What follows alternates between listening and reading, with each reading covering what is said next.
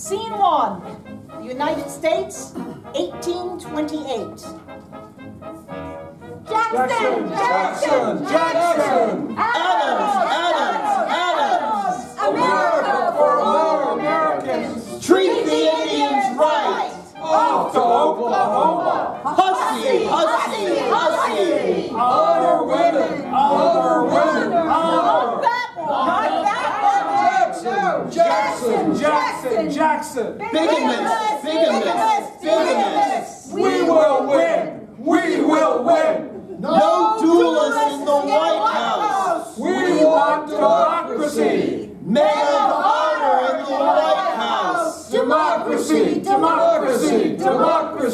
No mob rule! Democracy for all! Save the National Bank! No national bank! Chaos! America for Americans! Save us from tyranny! No rigged elections this time! No bigamists, duelers, and whores in the White House! We will win! No adulteresses in the White House! Slander! No adulterers and duelers in the White House! You stole the last election, not this one! Save America! Vote Adams! The election is over! Jackson, 650,000 votes! Adams, 500,000 votes! No! To the victor belong the spoils! Barbarians! Sore losers! Destroying the America of the Founding Fathers! No elected monarchy! We have the power!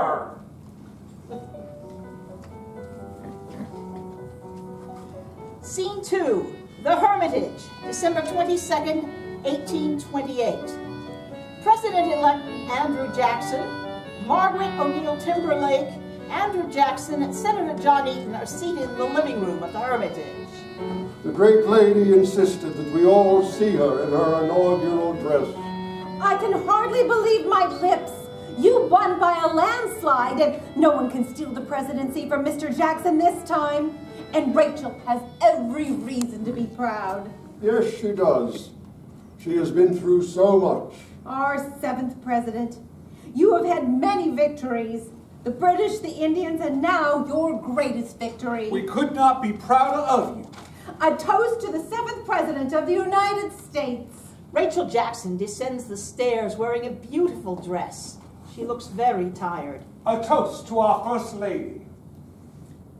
I hope you like it, Andrew. You look as beautiful as you did the night we married. You look so elegant. My Rachel. Rachel, you feel so cold. I'm just a bit dizzy from all the shopping in Nashville this afternoon. She will be fine. Take it easy, my love. Water. Andrew, I'm going to die. No, You must go to Washington without me. never. You must. I'm going to die. No. I go to my grave with you in my heart, Andrew. Death will not part us. You will live. Rachel. My only Rachel. Let us take her to bed, quick. Her eyes close. She is dead. She is dead. My Rachel is dead. 40 years of marriage. She is now with the angels. My Rachel. My Rachel. I cannot rest in my ability. Jackson! I will see each of you in the next days ahead. Jackson! Drink up, everyone. This is a day of celebration. Hip, hip, hooray! I want to present to you the women who will be hosting you when you come to the White House. Yes!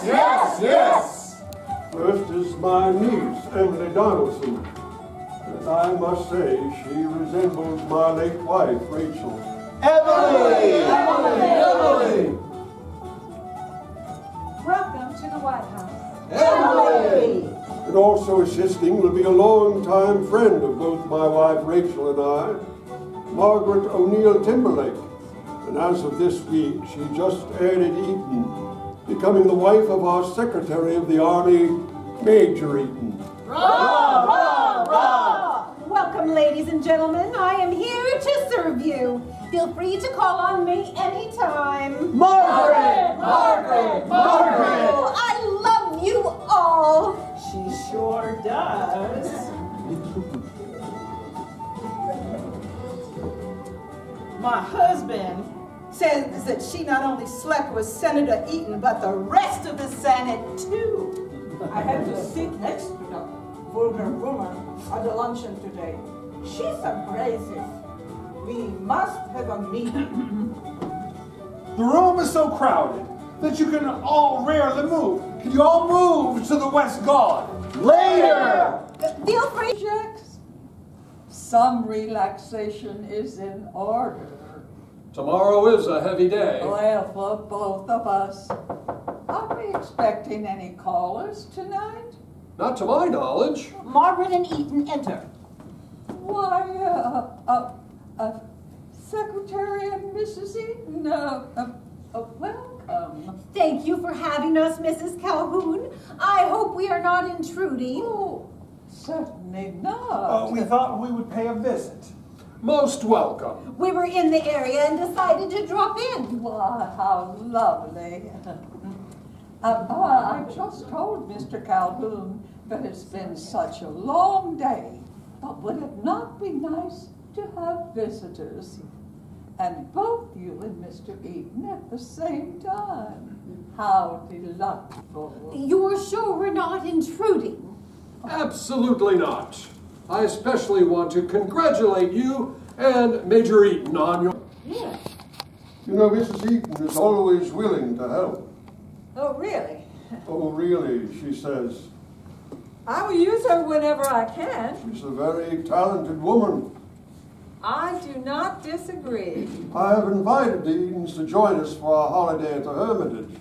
I hope you will be there. Of course I will, with husband and daughter. Perhaps you will come to know her better. I know her well enough. Do you like her? Yes, But you like everyone. that's right. Do you have any objections to her? No? Now look me straight in the eye. Yes, Uncle.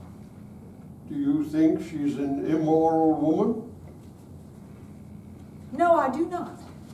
Then why are you avoiding her?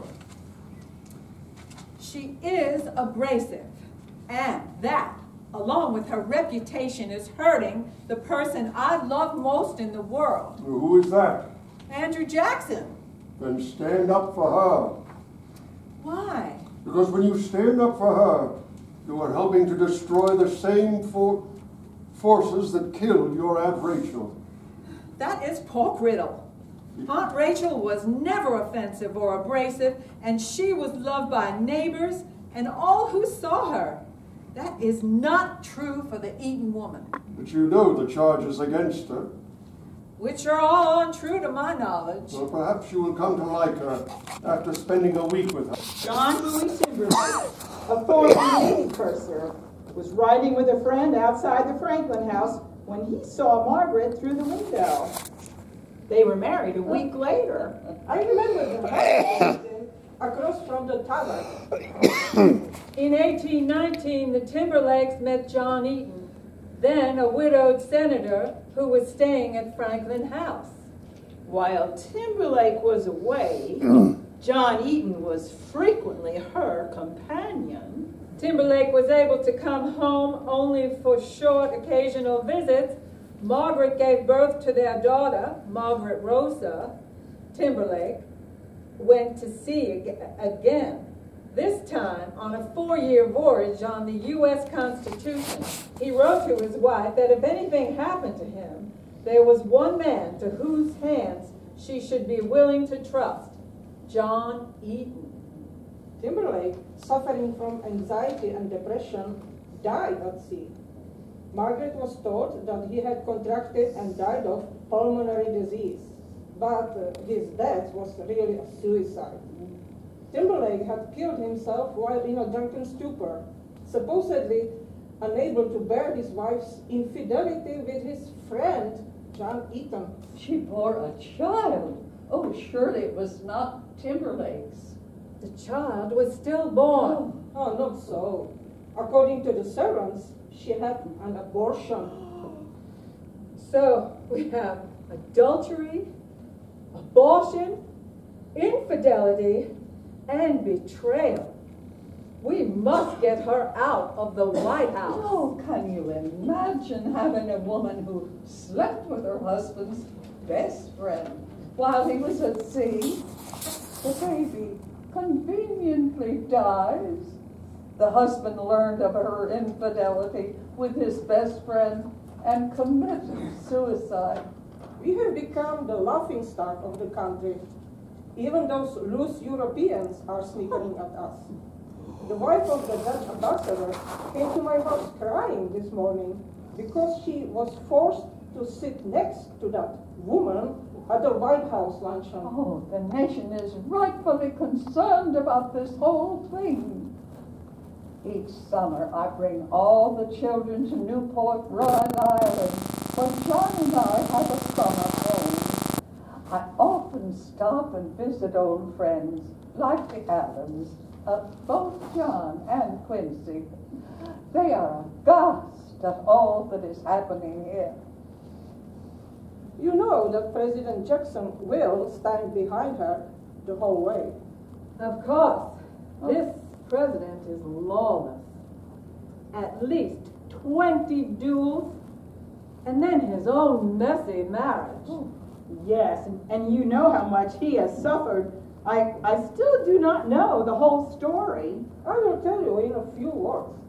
Rachel Donaldson, a wild, wealthy, and beautiful 18-year-old frontier belle, married Captain Robarts, an influential and wealthy Kentuckian. He was violently jealous and frequented slave quarters at night, and not to be forgotten, Rachel was of a lively disposition, was not an obedient, demure, and silent wife, which did not fare well with a jealous husband. She sought solace in the company of another man. I will share something about what happened, but only in this room. Word of honor. My cousin Sam Short, the richest man in Virginia and quite an aristocrat, a graduate of the College of William and Mary, Sam immediately fell in love with Rachel and sent her a little note asking for her hand in marriage when she divorced Robards. So there must have been some hanky-panky going on. In any case, Robards intercepted the note. He sued and extracted $1,000 from Sam. And we also know that Sam is the stingiest aristocrat in Virginia. Oh, my. But when Jackson came into the picture, she only had eyes for him. Andrew Jackson, would you believe, gave up his American citizenship and became a Spaniard because Mississippi was under Spanish rule to get her. It was love at first sight, and they went to bed together. Her husband was furious when he found Rachel and brought her back to her parents' home. Not exactly St. Rachel of Nashville.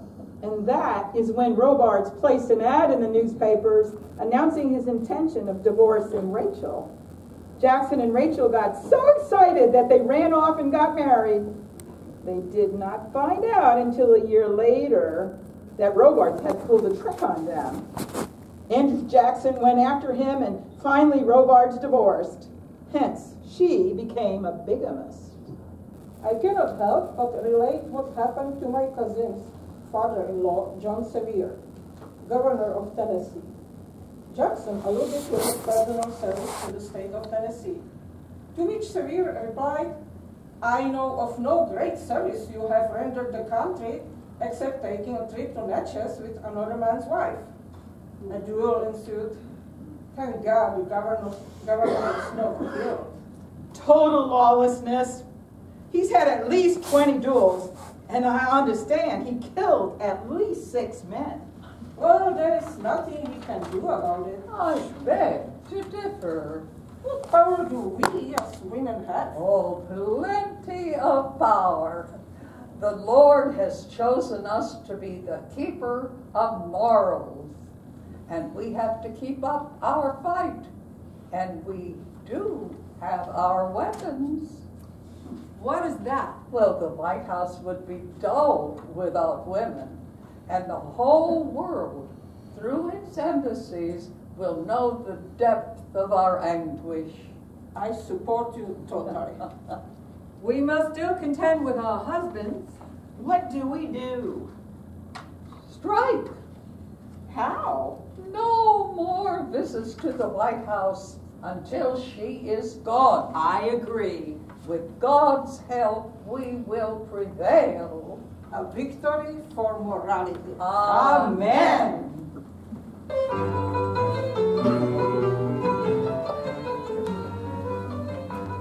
Scene 8, the Van Buren dinner the next week. President Jackson and Martin Van Buren are standing near a fireplace. Very nice of you to hold this dinner. My niece says she cannot come because of sickness during her pregnancy. How did the holiday at the Hermitage go? Icy. Both Mr. and Mrs. Calhoun have said that they would be coming, as did the Secretary of the Treasury and 12 other cabinet members. And of course, Mr. and Mrs. Eaton. The table is set for 26. Scene 9, Jackson's office, 1830. Jackson is seated at his desk. Ezra Eli enters. Welcome, Reverend Eli. Mr. President, thank you so much for seeing me. Always. I owe you and the Christian soldiers so much. Well, we were pleased to help you both times, but this time you are in the White House. And I will never forget, like my mother taught me. Good for Mrs. Jackson. Elizabeth. You know what she wanted me to do? What? To her dying day, when I was orphaned at 14, she wanted me to become a Presbyterian minister. As well she should. You are a righteous man, Mr. President, and you would have made an excellent minister. But you have chosen to serve your God and your country in another fashion. And you are blessed for it, and I am, as fate would have it, able to minister to you. Which I truly appreciate, because I so much want to follow God's will. And I never want to second guess God. I feel likewise. I'm reminded of the Reverend Timothy Dwight IV, the president of Yale University in 1799, when the Yale Fellows granted Edward Anthony Jenner. Dwight said he would go along with the selection, but he remarked that, woe and behold, perhaps it had been God's will to eradicate mankind for its sins by way of smallpox epidemics. Harsh but true. We must always search for God's will. Well, I feel the same way. Rachel once lamented that we did not have any biological children. My answer to her was that this was God's way of blessing us, and that, in fact, who knows what fate may have beholden us had we had children. You are a God-fearing man. You are also a privileged people to have you as their leader. Each Sunday, you had 2 hours of Sunday school as you were growing up. Right, Mr. President? Elizabeth Jackson would never stand for only 2 hours. I had 4, sometimes 5 hours. She taught me to survive. I think of that woman every day. Now both she and Rachel are gone. How old were you when she died? 14. So you learned to cope. God was watching over you. You are such a humble man. I so admire how you firmly deal with the Indians and yet love them so much. You have even adopted 2 Indian children. Rachel and I have always referred to our 12 adopted children as being either redskins or whiteskins. And God will bless you for it. Well, we must always be humble. You never asked me. I've seen you. From a distance. And now I must ask you to leave. I have 3 reporters with me. What? Yes, they are waiting outside, pencil and paper in hand. Your idiocy will sell newspapers. You vile, grotesque woman, what do you want? Tell me about your sermon. Virtuosity. Your virtuosity or mine? Yours. I've heard only the most serious charges about you. Serious? You are destroying our sacredly chosen president. Sacredly? He won the election only because of the Christian soldiers, my followers. We want a Christian president and one who will uphold God's laws. He would have won with or without your Christian soldiers. But I am asking you to behave like a Christian. Well, I do. The hell you do. What an abrasive woman. Call me what you like. I am here to prevent you from sinning. Me? From sinning? Giving a sermon based on gossip. Gossip! You know the story of the woman being stoned and Jesus of Nazareth went in to save her? Well, you are the opposite. The devil incarnate. Leave! Chicken. Leave! But you will see me in your church tomorrow at both services. And you dare mention my name and I will come up and scratch out your eye. Oh, you would... To say the least. And considered Adams a pompous fool who obstructed his work in Paris. Enough on the subject. To some good news. I understand that Reverend Eli did not condemn Mrs. Eaton from the pulpit in Philadelphia. I think Mrs. Eaton convinced him otherwise. What are they saying abroad? I don't know. Are you not the Secretary of State? I am, but have no proficiency in picking up backfence gossip. Martin. I can only relate some anecdotes that have been reported to me. Now we are speaking. French and English diplomats have been openly discussing the possibility of South Carolina's secession, and that others may follow. That's not going to happen. Old Hickory speaks again. You bet. Word is already out that I will visit Charleston with heavy stick, gun, and foot in gear, put to kick the most tender part of South Carolina's ass. Your threats work. This one had better work. Yes, sir. Have you informed the Vice President? And I just did. When? Oh, about a second ago. I'm not your Vice President. Have you already resigned? I don't understand. I have fired John Calhoun. What? That's constitutionally impossible. The Constitution has nothing to do with it. Tonight I will praise Mr. Calhoun to high heaven, despite his perfidy. And with you, Reverend Eli? We've not always agreed, but today we are in mourning for Andrew Jackson.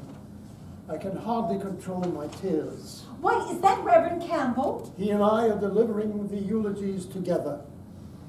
Mr. and Mrs. Eaton, so good to see you. Even on this very sad day.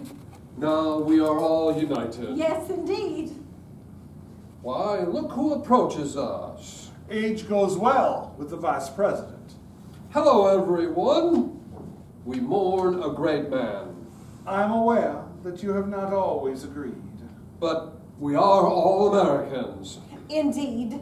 And where is Mrs. Calhoun? In Rhode Island. And one of our children is ill. She wishes you her best. And now the eulogy begins.